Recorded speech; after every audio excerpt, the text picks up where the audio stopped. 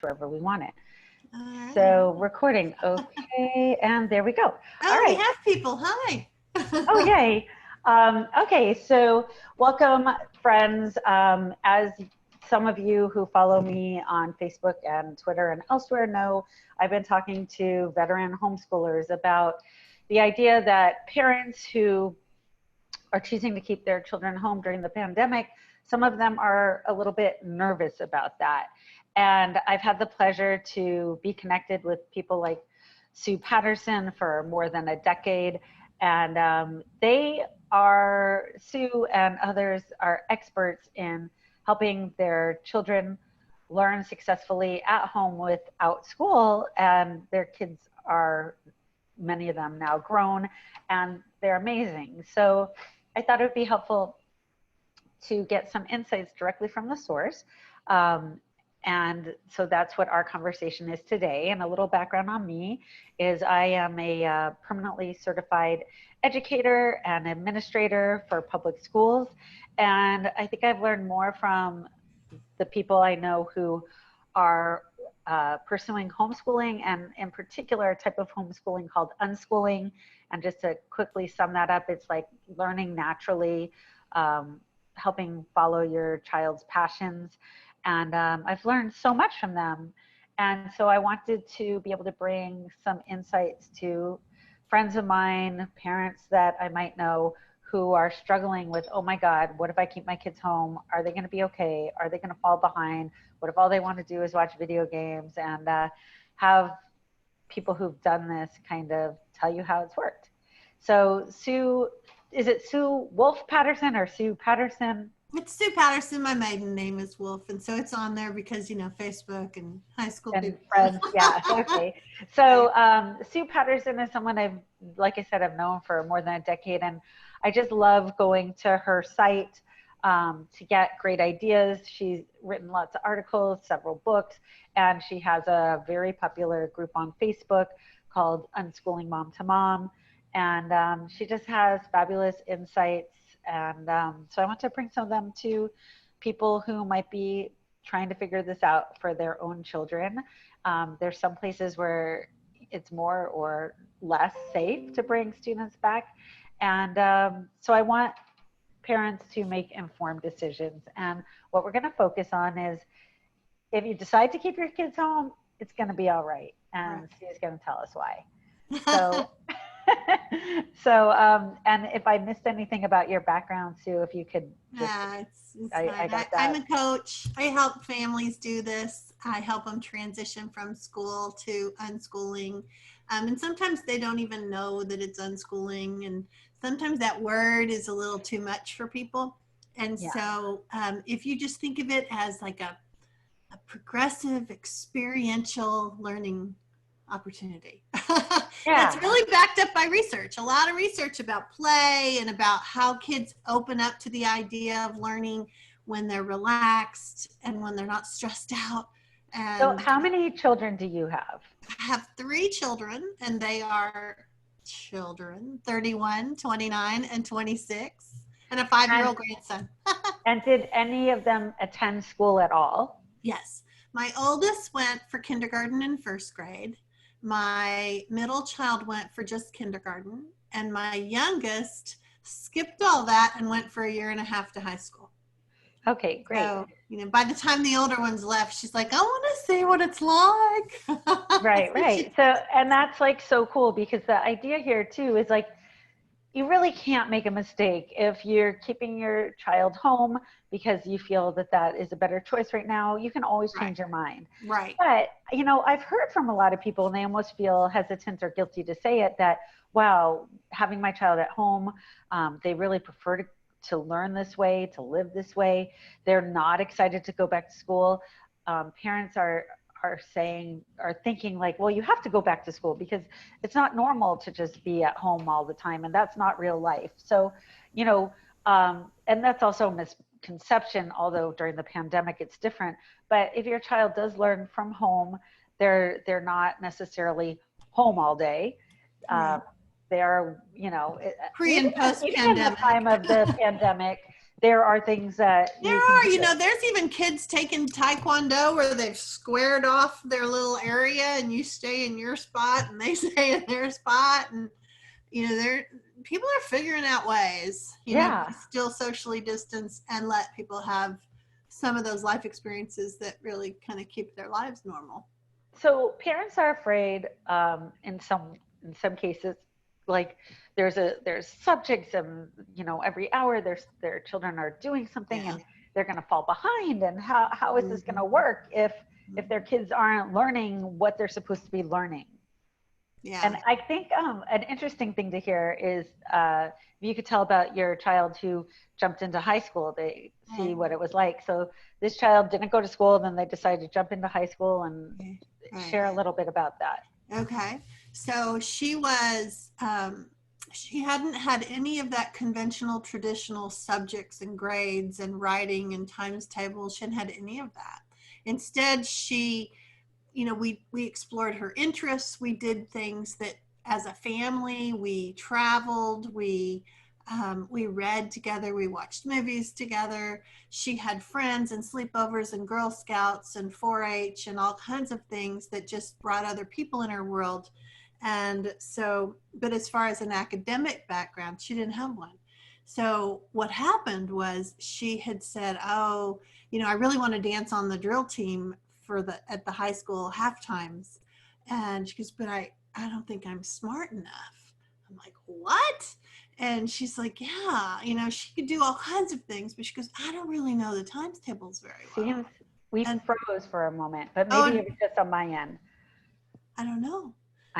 But anyway, so she was afraid that she didn't know her academic stuff well enough to be able to fit in there. And even though she knew a lot, but she didn't, she had been exposed to a lot of kids that went to school. So she kind of knew that they were often better spellers, a little quicker on the computational skills, things like that. And I'm like, let's just go see so that you can prove to yourself that you are in fact smart enough to do this if you want. And so she went to summer school, and then she did credit by exams for the fall semester plus her regular. So she was going in as a sophomore, but she had no freshman year.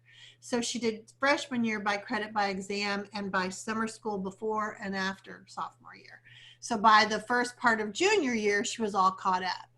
And then about halfway through that year, she's like, okay, I'm done. I'm like, man, we just really worked hard for that. Right.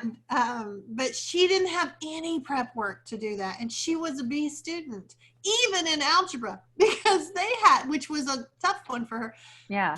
They had a weird curve and you could do extra credit. You could never get higher than a 70. She didn't care. I didn't care. And, she was just really going for the experience and not necessarily so that she could become an algebra master, So what happened? Like, did she go to college or anything? She went to cosmetology school, actually. And so she did that as basically what her friends from school were doing senior year, and she was doing cosmetology school. And so then they either got jobs or went off to college, and she went to work. And interestingly, my oldest has a bachelor's degree, and my middle child has an associate's degree. And if you use the regular American barometer of successful, how much did they make? My hairstylist daughter makes more than my other two combined. So she just bought a house. She's doing fine. And so I think that idea, and it was for all of them, that idea of making sure they're all prepped and ready is not necessary at all. So how did your other kids go to college if they hadn't been to school first? Okay. So my oldest took the assessment to take community college classes at about 18 or 19. And initially, he hadn't written a book report or a research paper or anything like that. He traveled as an exchange student. He had all kinds of leadership opportunities in the community that he participated in because he really liked that kind of stuff. And so he took the community college placement test, and he did fine on reading and fine on math. They have a little practice test that you can do online, and so he did it, and a couple things he didn't know, we looked it up. Oh, okay, that makes sense. And he didn't have to be the top, he just had to pass. And he didn't need a high school diploma. And he didn't need a high school diploma to do it. And so he just took the classes. And so what he ended up doing, he took this assessment, and initially he failed the writing component. And it was a persuasive paper. And here in Texas, they're all about school subjects. So for him, it was this thing called no pass, no play.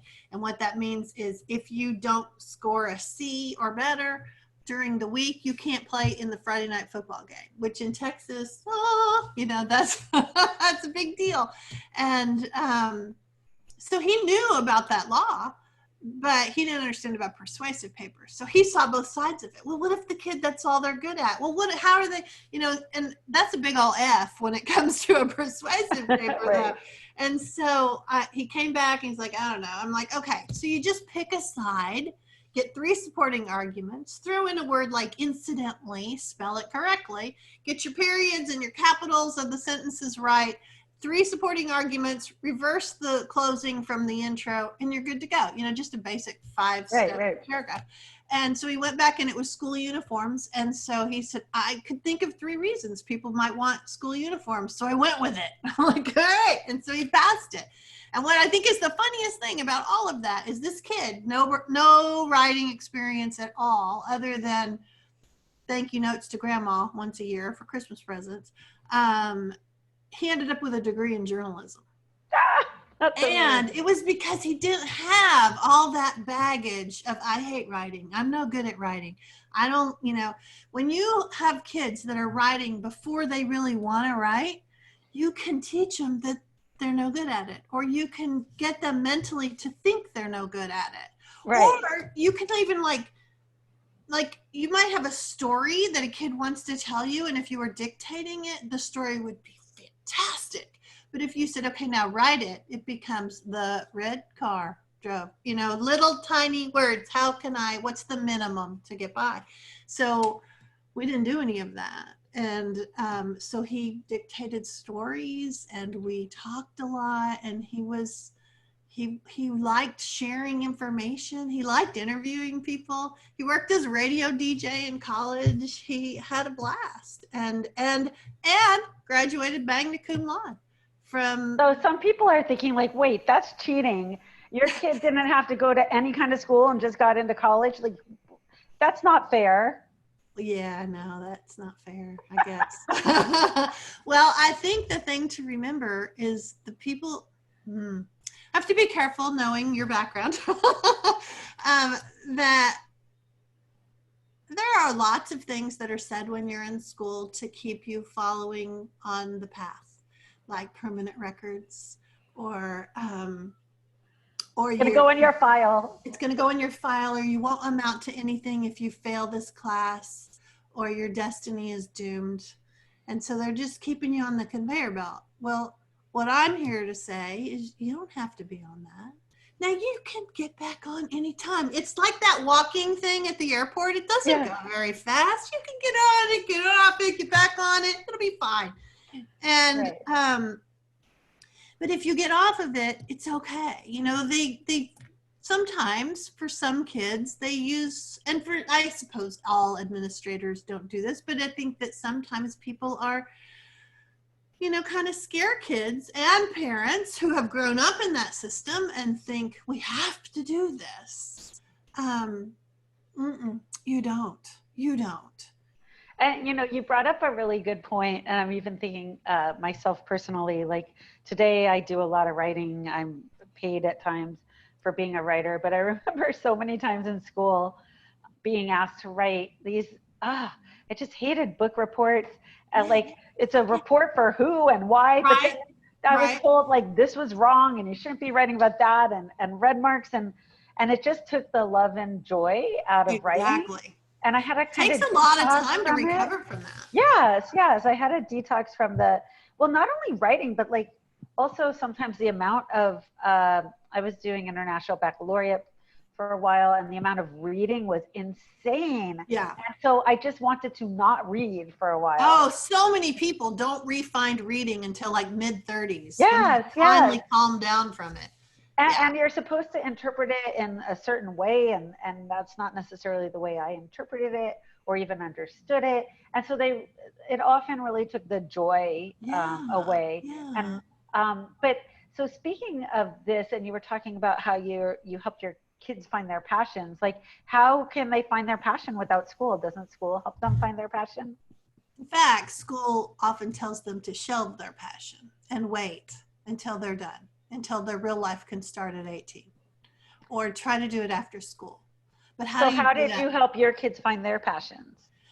I just watched. You know, kids are hardwired to learn. They're hardwired to be curious. They're, you know, as humans, we naturally move in the direction that's our preference, you know. And so when you see, oh, this is a kid that really likes performing, and so we'll just do more performing, and we'll see where that leads us. Or this is a kid that really likes, I don't know, other countries and other cultures and finds that kind of fascinating. So let's dive into it, and let's go eat at different restaurants, and let's talk about the ambiance there, or why did they do this? Why is this country the way they are? You know, just having lots of conversations. And you know, one thing really does lead to another, because people are naturally curious. They really will learn. It's not a matter of, it's kind of like it's backwards with school, in my opinion, is that if you have an interest and you need to be able to multiply something, then you figure out how to multiply. But it came because you had the interest, as opposed to learning to multiply because someday you might need that. Right. Yeah, I mean, I suppose, maybe not the sevens. Maybe you only need the threes. Maybe you only need the fives, you know. And now you're making me think of a game from college called Biz Buzz. Oh, yeah? It was very important to know, I think, your sevens and fives or how something. Funny. The hard ones. The hard ones. You counted 1, 2, 3, 4, biz, that was 5, 6, Oh. Buzz. And I've heard of that game. Yeah. If you messed up, you had to take a sip of beer. I think it was. I do remember that. So, I didn't play it, but I knew it. And like in volleyball, which is a sport I play, there were different times in the sport where at one time you switched at sevens, at one time you switched at fives, and so everyone got good at those calculations when they actually. So you might want to play against unschoolers initially because they might not know them very well, but they'll figure it out because they'll figure it out when they need to, right? And that's the way learning works. I'm also thinking of like parents who are like, oh my God, Sue, you're amazing. You watched your kid and you figured out all these ways that what they were passionate about, and you helped them achieve that. But I'm working full time. I'm freaking exhausted. How am I going to do this? Yeah, it is harder when you work full time. And my huge advantage was that we worked it around so that I could be home with the kids. I worked before I had kids, and we made it happen so that my husband could work and I could be home with them. However, people find a way. Where there's a will, there's a way. Maybe you don't have as beautiful of a house. Maybe you have a car that you drive for a lot longer than you would have normally. Maybe you figure out how can I work while the kids are sleeping in. Yeah, that's a big one. School doesn't have to happen at 9 a.m. Right. Say your Pledge of Allegiance. You don't have to do that in right. real life. How would you live your summer? How do they? That would be the question. How do they live their summers? That's a great. As a working parent, how do you figure it out? Well, you find ways. You find support systems. Or how do they live on the weekends? Right. Well, they probably don't go to work on the weekend. But summertime is the perfect example of you got them all the time. What did you do? Did you have grandma come and help? Did you get together with your friend and she took them on some days and you took them on other days? Did you, what did you do? Did you use the YMCA? That's what a lot of families are doing now, that they're having to go to, the kids are at the Y for a certain number of hours. Whatever works, I think you bring up a lot of good points. I have a friend who I was with since the beginning of time when she took her children out of school. Yeah. And well, I think one never went to school and one she took out of school. But I was like, they could stay up late and you're not working during the day, so you could be with them late and then let them do their thing even later after you go to sleep. Right. And then they can wake up late, and during that time you do your work and everything. And then you kind of spend some time with them. Maybe if whatever work, I mean, I'm also right now envisioning some people are working from home, get them going on something else for a bit so that you can get maybe a couple more hours of work in, and then you're with them again as needed at night. But also helping them engage in activities independently. Even today where we're physically distancing, a lot of kids are very comfortable connecting with friends online, playing games with them online, doing all sorts of things with their friends. Right.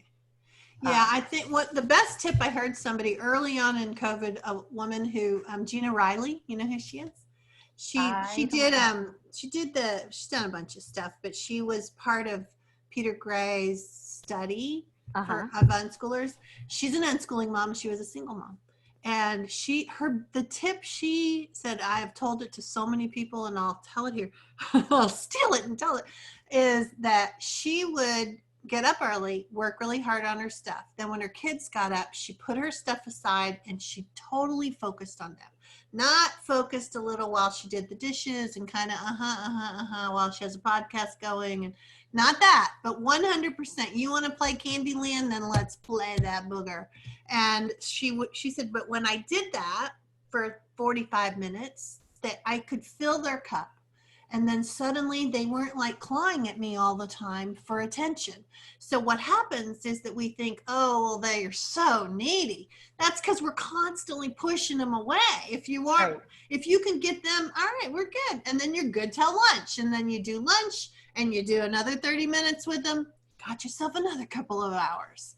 And it really just works like that. So I think that we get this impression that it's going to just be madness, but it only if you continue on the same path and you expect it to work like that. You have to look at it as we're a family, we're not a system. Those charts in the beginning that were like COVID charts and they were color coded and every hour, and real life doesn't work like that. Saturdays don't work like that. Summertime doesn't work like that. Don't try to do that. You're going to kill yourself. And you're going to make that relationship with your kids awful, where you have this opportunity to kind of get to know your kids from a different perspective, to say that when this is all over, your kids are going to say, yeah, there was this pandemic, but my mom was cool with it. We had fun. We did stuff in the yard. Or they're going to say, yeah, my mom went nuts during the pandemic. So you get to choose. How do you want to be? Every day you get to choose. What kind of parent do I want to be? And I think like another thing that you made me think of is for people who are working from home during this, employers, if possible, need to be a little flexible. And I'm thinking even of a colleague of mine who said to his employer, I have 3 kids, so I'm going to be working from 6 a.m. to 9 a.m.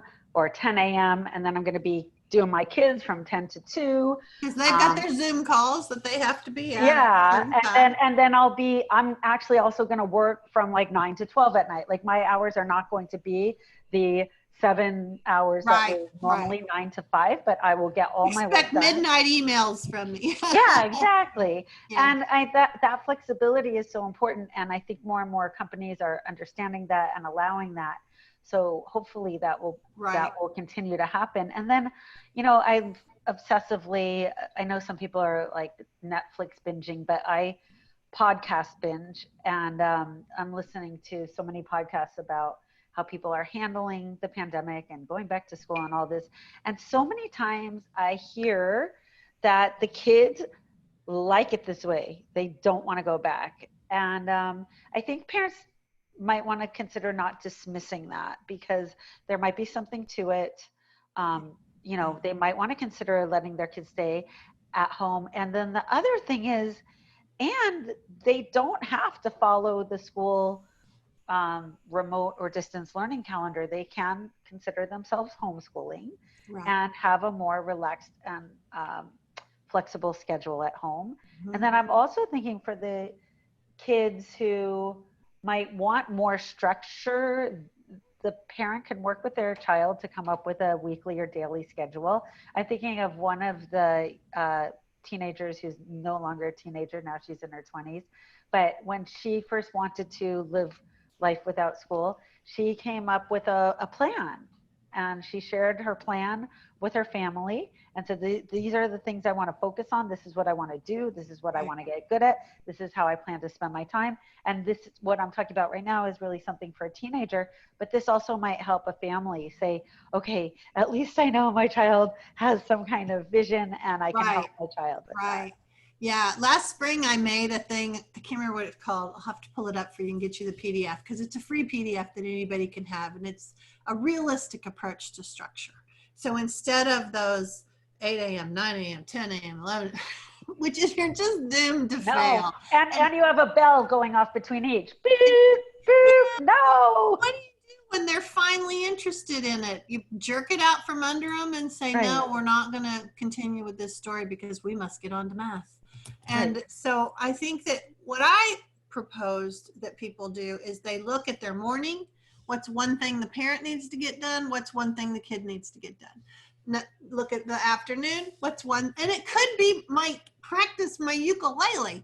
It could be whatever it is. The same for afternoon and the same for evening. And that way you went to bed and you didn't feel like one day blurred to the next. You know, maybe your thing was laundry and you got laundry done in the morning, you know, real life stuff. And so maybe you're watching a movie together. Maybe it's time to watch 1776. You know, maybe there's just something that's kind of interesting that you guys haven't gotten to before, and now would be a good time to do it, because there are so many fun ways to learn.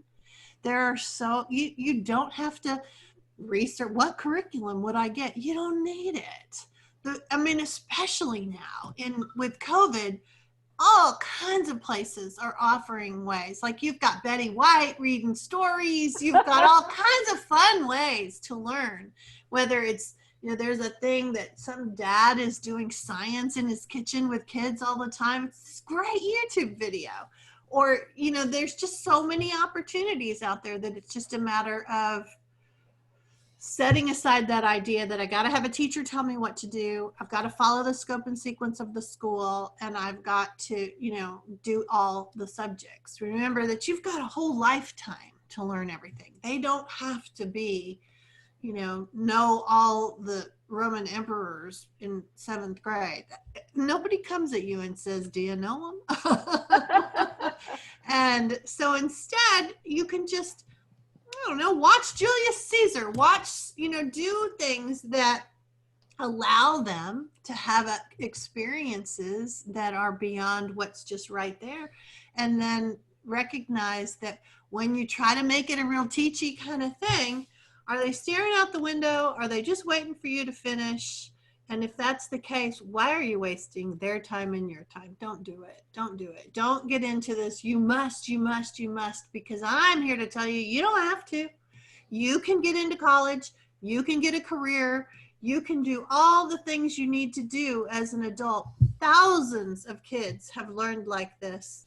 And none of them, I mean, I suppose there's one or two, but not all of them are independent adults that are off living their own life, and they had a really happy childhood, and they got to play with their hobbies, and they got to see, this one I'm going to keep as a hobby, this one I'm going to turn it into a side gig, or this one's going to be my career. Yeah. And so you had said earlier about what about schools? And I was thinking that they do make you shelve those interests. That's how you find their interests. You just live with them. And when you live with them, you see what are they interested in. You cook with them and you talk to them, and they say, you know, I really was thinking da da da da. And it might just be, they might be little dabblers. They try lots of different things. Okay, cool. We don't get to know what's in a person's brain. We don't know what they're getting from that experience. So we can only trust that human nature really does what it needs. We really are hardwired to learn, and we get bored with something when the challenge gets too low. We want a little bit of challenge, not too much, but we want it in that range. What is that guy that wrote Flow, the Mahali or something? Is that how you say his name? He wrote a book called Flow and talks about, how when you get in the zone. Yeah, I know what you're talking about. Yeah. CZI and something Mahali. I'm gonna find it. And okay. It's Mahali. Yeah, Sizes and Mihala. Yes, I can never say it right. I never said it. No, I would have to have someone. And there's a little pronunciation thing that we should have. But he wrote about how you kind of get in the zone. So many times people say, "Oh, my kids, they're just staring at the screen, or they're just, they're becoming zombies." They're into it. Have you never been so into something that you kind of tuned out of other stuff? Of course you have. And so there are lots of opportunities for, have you ever read a book and you looked up and you're like, oh gosh, I was going to go to bed at 11 and now it's 1. Huh. Have you ever done that on Facebook? A few times. So when you started to help your children or learn what your children are passionate about, how did you help them pursue the learning in those areas? And how can parents do that? They might think like, I can't do that. That's what teachers do. How can a parent support their child? I recognized that academics was part of life. And so I didn't separate it. I didn't say, okay, she's in community theater, so where's the math? I didn't do that. I said, we've got to figure out the tip for the waitress. We've got to pay taxes. We've got, you're going to fill out a W-2 form to get your job, and you're going to need to know, and here's some things. You want a bank account, and here's why you don't want that credit card they're offering you. Here's what the interest rate is and what that would mean. If you bought a $400 thing at 21% interest over time, how much would you really be paying for it? And when it's a real scenario, that sticks. They remember it. It didn't take 14 years of worksheets to have them learn that. When you say, okay, we bake cookies and we're dividing them up, somebody divide them up among 3 kids, they figure out division really quick. Right. So you just recognize that life is full of learning. It really, really is. And you don't have to turn everything into a teachable moment, because they are learning.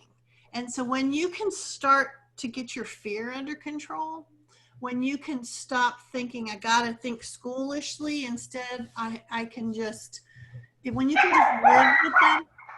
We have dog action. That's all right. Real life. Normally it would be, the families have kids that are. I think I'm going to close the blinds so they'll. Every time somebody walks by, probably. Yeah, so they'll stop yelling. I just had a good question I was going to ask you, and my dogs stole it from me. They made me lose my train of thought. Yeah. I don't even remember what I was talking about now. No, dogs barking can do that to you. Uh-huh. My dog has his little head out. Yeah, I tried to close the blinds, but dogs are so cute. His little head out the blind. Yeah. Well, I know there was a really poignant question. It went away thanks to Otto von Schnauzerstein. Now the other dog learned how to open up the blinds. But I wanted to have you tell people, and we can put it in the chat too, but like you've done this with your kid, with 3 different kids who grew up to be independent individuals. Ooh, if people want to, like, how can people get support from someone like you? If you go to SuePatterson.com. Let me just show you what's happening behind me. Oh my goodness. You're so smart. They know the actions outside. And you're distracted. That's like a mom on a telephone call, Your kids don't want to talk to you until you're trying to talk to somebody else. I'm going to move to the patio so we can actually hear your answer. Go out. Okay. And now they're going to be jealous and they're going to follow me outside. So what I've done when I've wanted to just get ideas is jump onto your Facebook group. So if you could tell people where they can find that. So we do a Q&A on my Unschooling Mom to Mom Facebook group every Tuesdays, usually, around midday in Texas time. It's 12 to 2, so that's Central time. So we do a Q&A there. There's also a way to get to find other unschoolers based upon your state or your country. There's some threads in there that help you with that. I have a bunch of things in the units that help you understand what is unschooling, how does it work, how do we set up some kind of structure, what does it need to be, because then that ties to our website, which is Unschooling Mom to Mom, that's with a 2, and .com. And there's just a ton of information over there. And then my coaching site is SuePatterson.com. And so I have group coaching, and I have some emails that go out for people. There's just a variety of ways. I do one-to-one coaching. Lately, I've been doing a lot of one-to-one coaching because I can do just I can do 30 minutes or an hour, but it seems that a lot of people can get all their questions together. We can do a 30-minute call, and I can just crank out some of the answers that are weighing them down, that they're thinking, I can't do this because they'll never get into college. Can you talk to me about that? Yeah. Right. Or what do I do? What if they want to go back to school? This is a big question that comes up. What if we take this fluid, fluffy way of learning and we enjoy ourselves and we have a blast and we live like it's summertime, and then we decide to go back to school? What's going to happen? And my best guess, first of all, nobody really knows. Anybody that tells you what's going to happen, you don't know. But what I would say is that you're not alone. There will be a lot of kids coming back to school that are at all different places on the spectrum. And so teachers will do their job, and they'll figure out where they are, and they'll teach them, and they'll quiz them on Friday, and they'll get their grade, and they'll be caught up. And right. Whether they missed something back there, okay. They all have phones. They can look it up right. if it's something that they really need. But a lot of things in school, you only needed it then, and then you don't need it anymore. And then they teach you something else. So if you missed a chunk, you missed a chunk. Whatever. It's not a big deal, because you can, if you decide, oh, I want to be an engineer and I missed a big component of math, then you'll take a college class and all of a sudden you'll get caught up. So you don't have to do tons and tons of prep. And lots of times, most of the time, that tons and tons of prep is wasting time. They could have been doing other things that were diving into their interests, which do touch, they say that what about the basics? The basics are called the basics because they weave in through life. You have to know that Girl Scout cookies cost $3 and you can count 3, 6, 9, 12, and the basics happen. And so you don't have to do a ton of stuff to help them figure that out. You can talk to them about a budget. How are you going to pay for those video games? And maybe they could do dog walking. Maybe they could babysit Otto. Maybe they could, there's a lot of things. Like there's so many opportunities. And I know from homeschooling parents and families that these kids are very entrepreneurial, and they're doing all sorts of things too. Because we don't have unending money, but they figure out a way, and it works. And it what it does is it teaches them that all they have to do is figure out what resource do they need. And that's the best skill in the world, because nobody taught us in school how to run a Zoom meeting. Nobody taught us in school how to do half the things that we do on a daily basis now. And I can only imagine the same thing's going to happen with our kids when they become adults. There will be things. So why stay stuck in that? Why not just live in the now and move from here and help them have a full, rich life? Because then they can learn. How do you find a resource? You don't know that answer? Let's go look it up. Oh, look, there's 4 different answers to it, and so it's just a different way to approach learning and solving the questions that pop up in your life. So I think like the big takeaway for families and parents is, your kids are going to be fine. Right. Whatever it is that they decide that they want when they decide it, you can pursue it then. Right.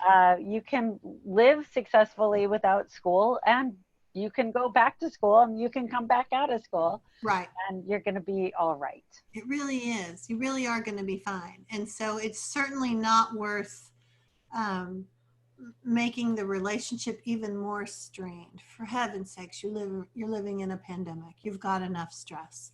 Right. So pull this off your plate. This is something that you're putting on your plate deliberately yourself that you could take off your plate and it'll be all right. All right. Well, thank you so much. I'm going to end our live recording, and thank you for those of you who tuned in live and who tune in after. Sue and I will definitely look at any comments and share some resources there. So thank you, and I'm going to stop the recording. Thanks. And yeah, thank you.